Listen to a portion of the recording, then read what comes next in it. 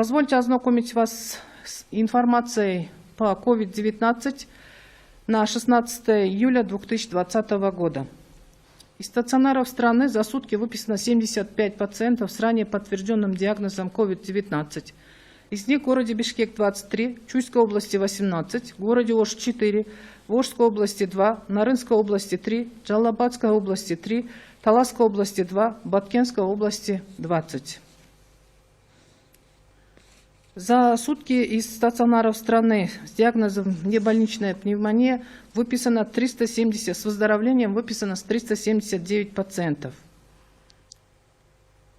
Всего из стационаров выписано с выздоровлением с подтвержденным диагнозом COVID-19 3735 пациентов и с внебольничной пневмонией 3797 пациентов.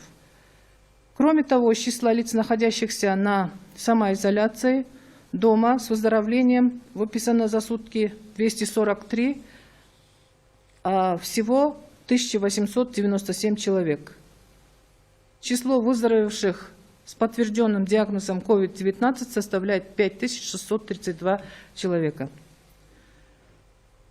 На 16 июля 2020 года по республике зарегистрирован 521 новый подтвержденный случай COVID-19. Из них в городе Бишкек 273 случая, в городе Ош 38 случаев, в Чуйской области 74, в Иссыкульской области 30, в Ошской области 16, в Баткенской области 39 и в Джалабадской области 43 случая.